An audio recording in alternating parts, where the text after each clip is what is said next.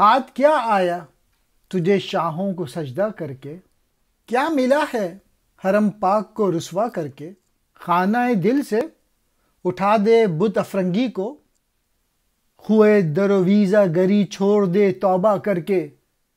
بیت ایک پیر حق اندیش کی یاد آئی مجھے، علم و دانائی میں حاصل تھی جسے شہرت عام، مفلسی میں بھی اگر کوئی بشر ہو خوددار، اس کے ہاتھ آتی ہے ایک روز دو گیتی کی زمام۔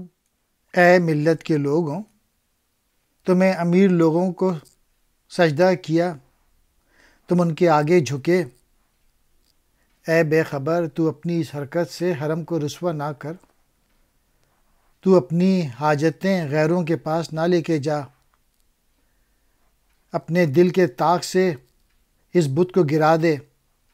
حکمرانوں اور اپنے جاگیرداروں اور با اختیار کو اپنا خدا اور مالک سمجھ لینا مومن کی شان کے خلاف ہے، اور یہ بات مذہب کی رسوائی کی وجہ ہے۔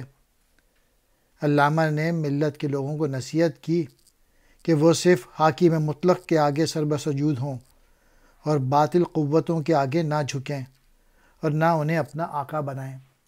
میں نے ایک ایسے بوڑھے آدمی سے ایک شعر سنا جو بوڑھا بڑا تجربہ کار اور دانشمند اور روشن ضمیر تھا، اور وہ شعر یوں ہے کہ اگر ایک فقیر مفلسی میں اپنی حفاظت کرے تو دونوں جہاں اس کے متی ہوں گے۔